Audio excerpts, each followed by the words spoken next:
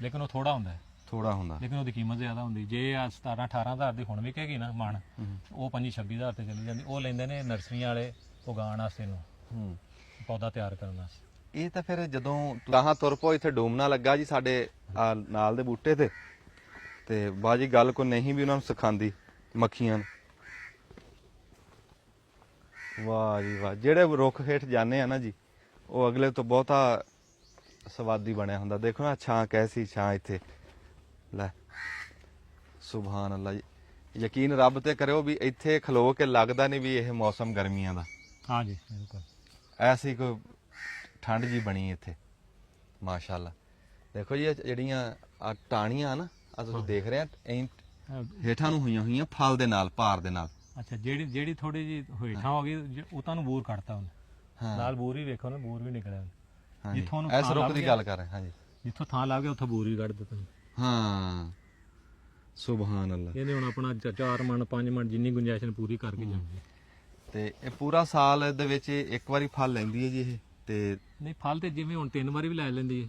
ਅੱਛਾ, ਮਤਲਬ ਇਹ ਮਾਰਚ ਚ ਸ਼ੁਰੂ ਹੁੰਦਾ ਫਲ, ਤੇ ਅਗਸਤ ਚ ਇਹਨੂੰ ਤੋੜੀਦਾ, ਤੇ ਜੇ ਇਹ ਦੂਸਰਾ ਫਲ ਲੱਗ ਜਾ ਬੂਰ ਵਾਲਾ ਜਿਹੜਾ, ਇਹ ਫਿਰ ਦਸੰਬਰ ਤੱਕ ਚਲਾ ਜਾਂਦਾ। ਅੱਛਾ ਜੀ, ਲੇਕਿਨ ਉਹ ਥੋੜਾ ਹੁੰਦਾ ਹੈ, ਥੋੜਾ ਹੁੰਦਾ, ਲੇਕਿਨ ਉਹਦੀ ਕੀਮਤ ਜ਼ਿਆਦਾ ਹੁੰਦੀ। ਜੇ ਆ 17-18 ਹਜ਼ਾਰ ਦੀ ਹੁਣ ਵਿਕੇਗੀ ਨਾ ਮਣ, ਉਹ 25-26 ਹਜ਼ਾਰ ਤੇ ਚਲੀ ਜਾਂਦੀ। ਉਹ ਲੈਂਦੇ ਨੇ ਨਰਸਰੀਆਂ ਵਾਲੇ ਉਗਾਉਣ ਵਾਸਤੇ ਨੂੰ, ਪੌਦਾ ਤਿਆਰ ਕਰਨ ਵਾਸਤੇ। ਇਹ ਤਾਂ ਫਿਰ ਜਦੋਂ ਤੁਸੀਂ ਹੁਣ ਦੱਸ ਰਹੇ ਨਾ 15 ਸਾਲ ਬੂਟੇ ਦੀ ਉਮਰ ਹੋਊਗੀ ਤਾਂ ਫਿਰ 8ਵੇਂ ਸਾਲ ਫਲ ਸ਼ੁਰੂ ਹੋ ਜਾਂਦਾ ਚੰਗਾ ਚੰਗਾ ਕਮਰਸ਼ੀਅਲ। 15 ਤੁਹਾਡੀ ਬੂਟਾ ਜਿਹੜਾ ਨਾ ਕਿ 20-30 ਹਜ਼ਾਰ 35 ਹਜ਼ਾਰ ਬੂਟਾ ਦੇਣ ਲੱਗ ਪਏ। ਅੱਛਾ, ਤੇ ਹੁਣ ਤੇ ਤੁਸੀਂ ਜੇ 5 ਮਣ ਵੀ ਲਾਓ ਤੇ 18,000 ਲਾ ਲਓ, ਕਿੱਥੇ ਜਾ ਪੈਂਦੀ ਗੱਲ।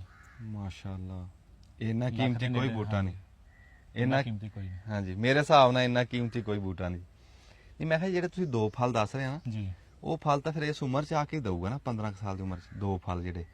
ਨਹੀਂ, ਉਹ ਤੁਸੀਂ ਤੁਹਾਨੂੰ ਪਹਿਲੇ ਭਾਈ ਚੌਥੇ ਸਾਲ ਜਿਹੜੀ ਰੀੜ ਹੈ ਉਹਨੂੰ ਫਲ ਵੀ ਲੱਗਿਆ, ਬੂਰ ਵੀ ਲੱਗ ਗਿਆ। ਅੱਛਾ, ਇਹਦੀ ਖੂਬੀ ਹੈ, ਇਹਦੀ ਖੂਬੀ ਖਾਸੀਅਤ ਹੈ ਨਾ, ਖਾਸੀਅਤ ਹੈ। ਠੀਕ ਹੈ, ਉਹ ਭਾਵੇਂ ਬੱਚਾ ਹੈ ਭਾਵੇਂ ਵੱਡਾ, ਉਹ ਪੂਰਾ ਕਰਨਾ ਹੈ। ਚੀਮਾ ਸਾਹਿਬ ਅਖੀਰ ਤੇ ਦੱਸ ਦਿਓ, ਕੋਈ ਮੇਰੇ ਵਰਗਾ ਕੋਈ ਸ਼ੌਕੀਨ ਹੋਵੇ, ਹੁਣ ਜਿਵੇਂ ਮੇਰਾ ਬੜਾ ਜੀ ਕਰ ਰਿਹਾ ਵੀ ਮੈਂ ਇਹ ਬੂਟੇ ਲਾਵਾਂ, ਸਿਰਫ ਸਾਨੂੰ ਨਾ ਤੁਸੀਂ ਆਪੇ ਹੀ ਹੁਣ ਸਾਰਾ ਦੱਸ ਦੇਣਾ, ਬਾਗ ਲਾਉਣ ਦਾ ਤਰੀਕਾ ਵੀ, ਇਹਨਾਂ ਦਾ ਫਰਕ ਕਿੰਨਾ ਹੋਵੇ, ਬੂਟਾ ਕਿੱਥੋਂ ਲੈਣਾ, ਨਿਸ਼ਾਨੀ ਕੀ ਆ, ਸਾਰੀਆਂ ਗੱਲਾਂ ਦੱਸ ਦਿਓ।